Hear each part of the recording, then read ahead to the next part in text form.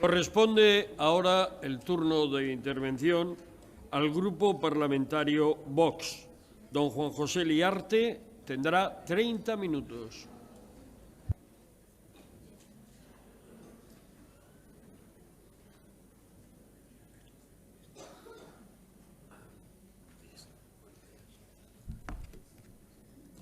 Señor presidente, señorías, permítanme empezar con un cuento. Discúlpenme porque sé que el anuncio a priori puede sonar frívolo, pero miren, es que los murcianos llevamos 40 años escuchando cuentos. Creo que podrán escuchar ustedes uno más ahora. Miren, la casa de mis abuelos, en el Paseo de la Concha de los Alcázares, tenía enfrente una playa de agua salada y limpia, donde resultaba muy fácil aprender a nadar. Se flotaba muy bien por el efecto de la sal. Los mayores solían hacer lo que llamábamos los baños de asiento, una costumbre que algunos consideraban burguesa y decadente y que otros consideramos muy civilizada y además entrañable porque la hemos vivido. Los padres con niños pequeños en esta playa podían relajarse porque no se perdía el pie hasta que estaba uno muy, muy lejos de la arena. Así era esta playa hace pues algo más de 35 años. Esto lo he vivido yo. En el año 1982 era presidente de esta región el socialista Andrés Hernández Ros y se autorizó la construcción de un puerto deportivo en la playa de la Concha de los Alcázares. Era un puerto constituido por 2 diques en forma de L con una bocana de 18 metros de ancho, 3 pantalanes y varios muelles.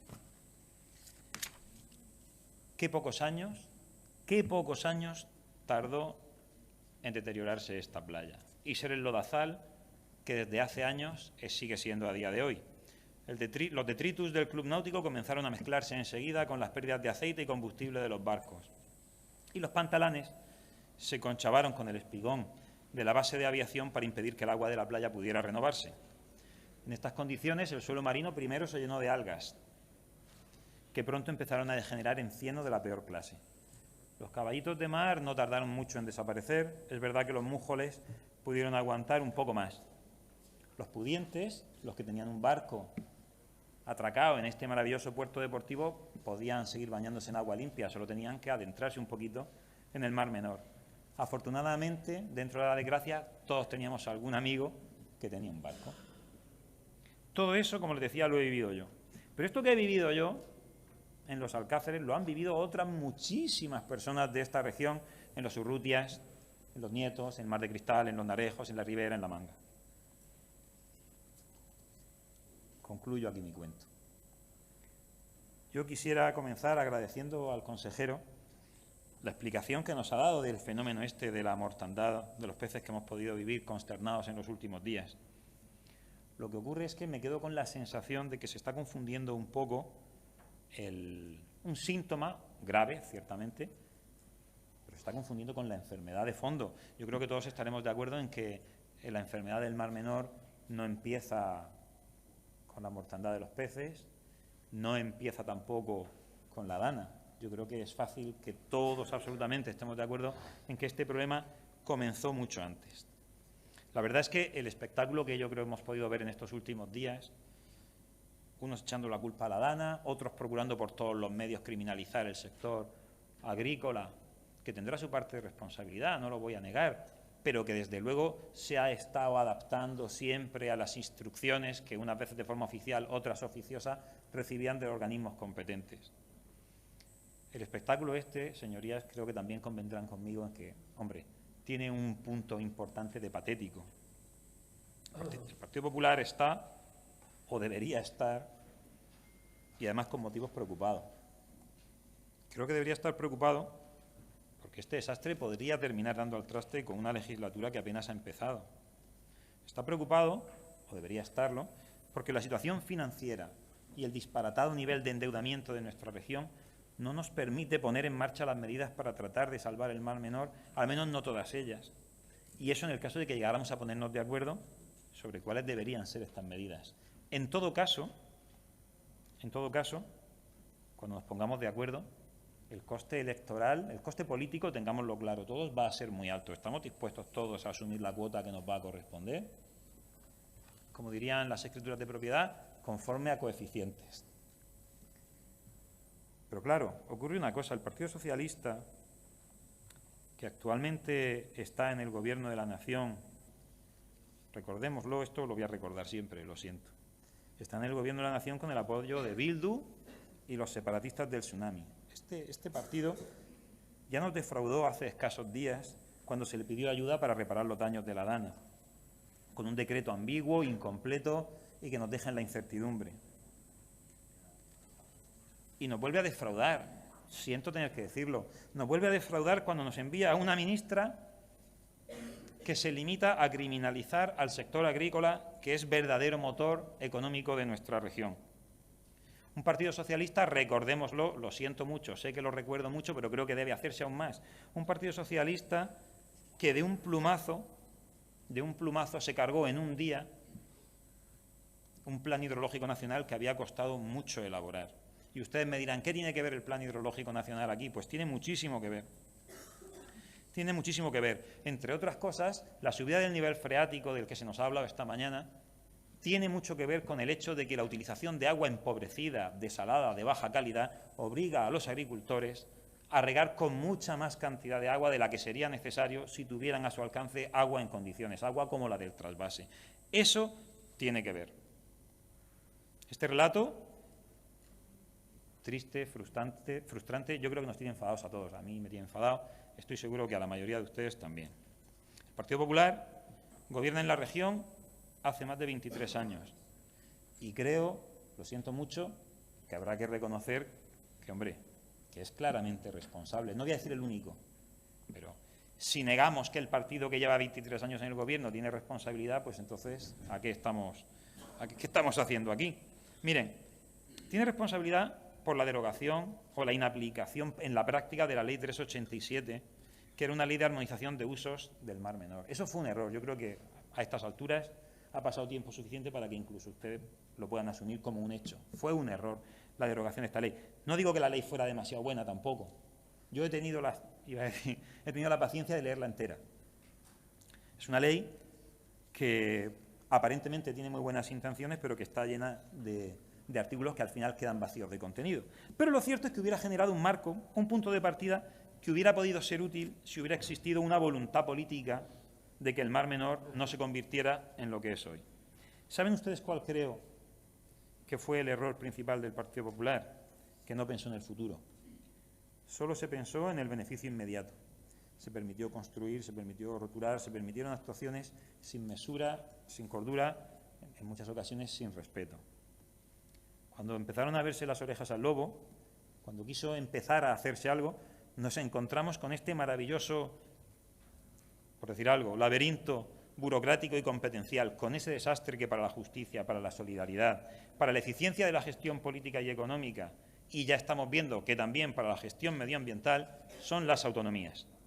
La inoperancia del sistema, una vez más, ha sido pieza imprescindible para llegar al triste punto en el que nos encontramos. Señor presidente del Gobierno, señor López Miras, en su próxima intervención en esta Cámara será necesario que nos cuente qué tiene pensado su Gobierno hacer al respecto. Pero mucho más que eso. No basta con que nos lo cuente. Es necesario que nos convenza. Es necesario que nos convenza de que se ha producido un cambio cualitativo, esencial en el tratamiento que su partido y el Gobierno que usted preside va a darle a esta cuestión. Déjeme, con todo respeto, advertirle, y estoy seguro de que no soy el primero que lo hace, que esto que estamos viviendo no es una crisis puntual, por terribles que sean las cifras de pescado que ha aparecido muerto y de vida que ha aparecido muerta en el Mar Menor en los últimos días. Esto puede ser el principio del fin de una era. El fin de un ciclo de gobierno popular en la región de Murcia. Puede serlo si no nos andamos con cuidado. Si no consigue convencernos con sus palabras aquí, pero sobre todo, si no consigue convencernos desde mañana mismo por la mañana con sus decisiones y con sus actuaciones, las consecuencias van a ser graves. El Mar Menor era la joya de esta región y después de 24 años de gobierno del Partido Popular, actualmente es una ruina. Yo creo que todos sabemos que esto los murcianos no lo van a pasar por alto, no lo van a perdonar fácilmente. No hay nada más murciano que el Mar Menor. La imagen del presidente de la región solicitando ayuda al Gobierno de la nación, y no digo que esté mal haberlo hecho en estas circunstancias, resulta paradigma de la inoperancia de nuestro sistema autonómico. Fue lo mismo hace unas semanas cuando la Dana solo sirvió tal petición de ayuda para que, amparándose en las competencias autonómicas, el Gobierno de España se excusara nuevamente de sus obligaciones. ¿Hacía falta una catástrofe para demostrar que el sistema de comunidades autónomas no sirve para nada? Pues ya tenemos 2 en un mes. El señor consejero nos acaba de decir hace un momento que incluso ha llegado a asumirse competencias que no correspondían. También el señor López Miras, en declaraciones en estos días, ha manifestado que estaban dispuestos a hacer incluso inversiones que excedieran de sus competencias. Lo que esto evidencia, señor López Miras, es que usted no cree en el funcionamiento del Estado de las autonomías. No pasa nada, nosotros tampoco. Las modificaciones en el modelo territorial de Estado que nosotros estamos proponiendo ni tienden a la división, ni tienden al enfrentamiento como las de los separatistas, por ejemplo. No nacen de la ignorancia, del rencor, de los malos sentimientos o de postulados ideológicos, digamos, irracionales. Simplemente es que, como usted y su consejero nos acaban de manifestar, se han dado cuenta de que el berenjenal competencial y la insolidaridad que este modelo nos ha traído exigen que, cuando nos enfrentamos a un problema real, un problema que no se resuelve con discursos y con fotos y un titular y tal, cuando el problema es real y no va a desaparecer por sí solo si no hacemos que desaparezca, el gran problema con el que nos encontramos es el sistema competencial y la organización territorial del Estado. Hasta aquí las quejas. Ahora me gustaría hablar un poco de cómo creemos nosotros que deberíamos acometer esta situación. Yo creo que todos los que estamos aquí, entre otras cosas, porque tenemos la convicción de que aún es posible hacer algo. Los científicos esta semana parece que nos dan esperanza. Pero, como decía hace unos minutos, tenemos que asumir que va a haber un coste político muy alto. Es imprescindible que lleguemos a un alto grado de acuerdo todos los partidos que estamos aquí. En mi opinión, en nuestra opinión, ninguno de los partidos que tienen opción de gobernar a corto o medio plazo van a estar dispuestos a hacer nada de lo que deben hacer si perciben que el coste político lo van a tener que soportar en solitario. Disculpen la crudeza, pero bueno, yo creo que nos vamos conociendo ya todos. Solamente si los políticos están dispuestos a ceder, a delegar parte del poder político a un órgano indubitadamente independiente, de técnicos individualmente independientes, podremos conjurar al menos parcialmente el escepticismo de nuestros conciudadanos. La gestión política de los últimos 35 años ha sido ciertamente deficiente, y la responsabilidad de ello es sin duda de los políticos que en cada momento han ejercido el poder, tanto en la región de España, ojo, como en ayuntamientos, porque esto no podemos perderlo de vista. El de los Alcázares es un ejemplo paradigmático. Claro, era maravilloso ingresar en concepto de licencias urbanísticas, en concepto de IBI, tasas. Es maravilloso para un alcalde ver incrementar la población, tener cada vez más servicios. Los Alcázares, pues recordemos ahora que tiene a su arquitecto municipal procesado, por ejemplo. Es decir, al final, lo que había en juego eran ingentes cantidades de dinero, de votos, de egos, de ambiciones, pero ojo, esto es importante y también tenemos que reconocerlo, también lícitas aspiraciones. También han influido y estaban en juego lícitas aspiraciones de muchos ciudadanos, de muchos sectores empresariales, que simplemente no se ha sabido canalizar. Pocas cosas, señorías, son tan absurdas, tan infantiles, no tenemos derecho a ellas, como esa especie de pensamiento mágico conforme al cual yo puedo repetir una y otra vez determinados patrones de comportamiento, determinadas actuaciones, y esperar que de alguna manera mágica y milagrosa, solo por la fuerza de mi deseo y de mi voluntad, de repente el resultado que empiecen a generar sea sustancialmente distinto del que han venido generando hasta este momento. Esto, discúlpenme la franqueza, se lo digo, no va a suceder. A igual fórmula, iguales consecuencias. Asumámoslo desde ya. Nos encontramos con que tenemos diversas regulaciones dispersas que han tratado de ocuparse del Mar Menor, pero lo cierto es que hasta la fecha no han sido o no nos ha dado un resultado satisfactorio. Miren, nuestro acuerdo de investidura con el Partido Popular preveía la elaboración de una norma única, un texto refundido que además integrara, y esto lo hicimos constar de forma expresa, que integrara de forma armónica los intereses de los distintos grupos sociales especialmente afectados, agricultores, profesionales del turismo, también particulares. Esta propuesta está firmada. Esta es la razón por la que, cuando el Partido Socialista hace unas semanas instó una moción para la elaboración de una ley del Mar Menor, en ese momento no la apoyamos. Pero nosotros teníamos ya un acuerdo previo en el que habíamos incidido especialmente en la importancia de la integración de los intereses lícitos afectados.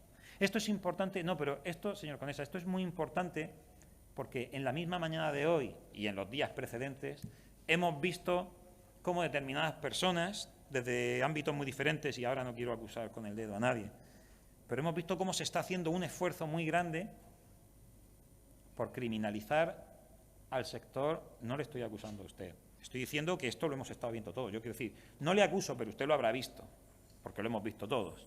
La ministra lo hizo, por ejemplo, al final me han obligado a decirlo, pero también desde otros sectores se ha intentado criminalizar la agricultura. No podemos hacerlo, podemos revisarla.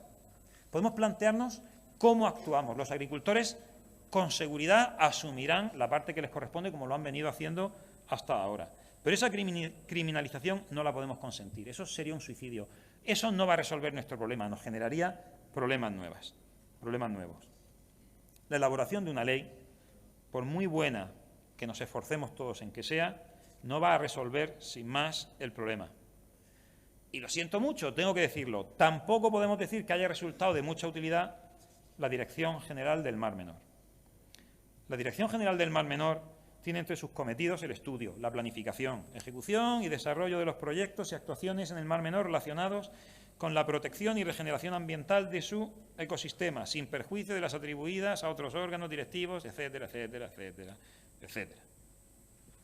Miren, el Grupo Parlamentario Vox lo que quiere proponerles a todos ustedes, a esta digna asamblea, es que instemos del Gobierno regional la eliminación inmediata de la Dirección General del Mar Menor, que es un órgano político, que funciona con criterios políticos, porque ha demostrado ser inoperante.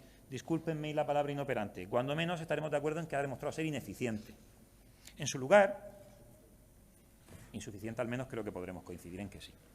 En su lugar, entendemos que lo necesario es que exista un órgano al que denominamos gestora del Mar Menor sin políticos. Tal vez no es un no es tal.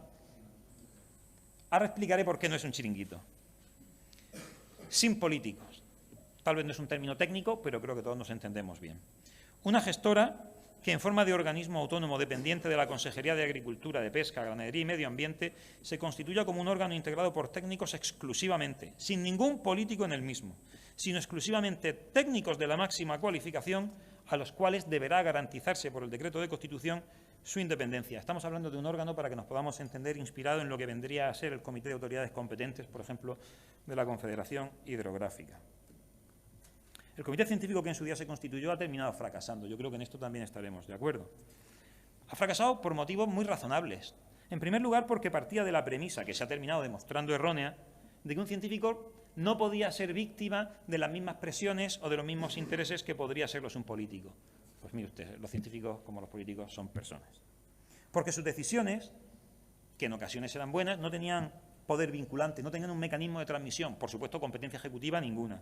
Y porque se le dotó de una estructura con la que los propios científicos que lo integraban no llegaron a sentirse cómodos en ningún momento. Lo que nosotros proponemos es un órgano técnico, científico, integrado por profesionales, como decía, del máximo prestigio, cuya dirección habrá de ser designada por mayoría cualificada en esta Cámara, que es, aunque cuelgue de la Consejería, ante quien en último extremo tendrá que rendir cuentas de su trabajo, de sus iniciativas. Es un órgano imprescindiblemente no vinculado con ningún partido político, al que habrá de dotarse de la facultad de adoptar decisiones y vigilar el cumplimiento para la consecución de sus fines. Me decía el señor Conesa, y se lo agradezco mucho, que esto es un chiringuito de los que tanto protestamos nosotros. No por una razón, porque los técnicos que han de integrarse en este órgano deben ser principalmente técnicos que ya están en la administración pública, preferentemente con la condición de funcionarios, porque esto garantizará su independencia. Evidentemente, habrá que llamar a este órgano técnico a técnicos de otras administraciones competentes, ya sean municipales, periféricas del Estado, Confederación Hidrográfica, en fin, lo que proceda. Este órgano deberá coordinar el uso de los presupuestos de cada una de estas administraciones, que cada una de estas administraciones disponga a los fines que aquí tratamos. No estamos hablando, por tanto, de constituir un chiringuito, porque no estamos hablando de un presupuesto expreso para este órgano. Las personas que lo integran cobrarán su salario porque ya están en la administración pública, ¿vale? Podría tramitarse en forma de comisión de servicios, etcétera. Las cuestiones jurídicas podrían ser resueltas con más tranquilidad en el decreto de creación. Nuestra propuesta de resolución detallará con más detalle o explicará con más detalle todo esto que yo estoy diciendo. Estoy intentando concentrarlo todo en una intervención y lo que pretendo no es aburrirles, lo que pretendo es convencerles.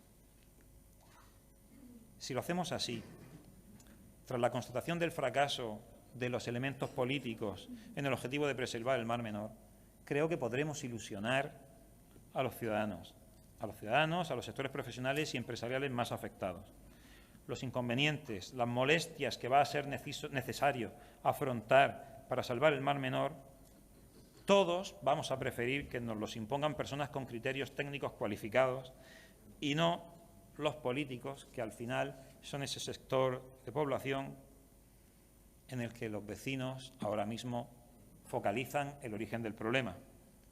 Este órgano, por supuesto, escuchará siempre que proceda a los distintos grupos de la sociedad civil afectados, pero es importante que no los integre en su seno. Conocer los diferentes intereses en juego es importante, sin duda, pero permitir que los mismos o los más fuertes de ellos determinen o pongan en riesgo el principal, que es la recuperación del Mar Menor, eso no es de recibo. Es fundamental otra cuestión, señorías. Un órgano de este tipo tendría la capacidad de mantener un criterio uniforme y una actuación, digamos, homogénea por encima de los vaivenes y los cambios de mayorías parlamentarias que sabemos que son inherentes a la vida pública. Ese es uno de los grandes problemas y una de las grandes debilidades de la democracia en su conjunto. La dificultad para poner en marcha programas a medio y largo plazo. ¿Por qué? Porque el político, todos lo sabemos, tiene un horizonte temporal mucho más corto. Tenemos que encontrar la manera de idear fórmulas para que podamos poner en marcha proyectos a un plazo más largo de lo que el político ordinario, hay políticos extraordinarios, pero también hay muchos que son ordinarios tirando abajo. Tenemos que pensar que también están ahí y tenemos que encontrar la forma de que proyectos a medio y largo plazo puedan ser realizados. La democracia debe fortalecernos, no debe ser un límite para hacer lo que se debe hacer. En fin, no voy a decirles mucho más. Una última reflexión nada más. Miren, yo, estando en el Partido Socialista a lo mejor con más entusiasmo, a mí no me ha agradado tener que responsabilizar al Partido Popular, pero creo de corazón que es lo que procede. Pero quisiera terminar con una última reflexión. ¿Recuerdan ustedes el Lazarillo de Tormes, verdad? ¿Recuerdan aquella escena en la que el ciego le decía a Lázaro: Lázaro, yo creo que tú has estado comiendo las uvas de 3 en 3.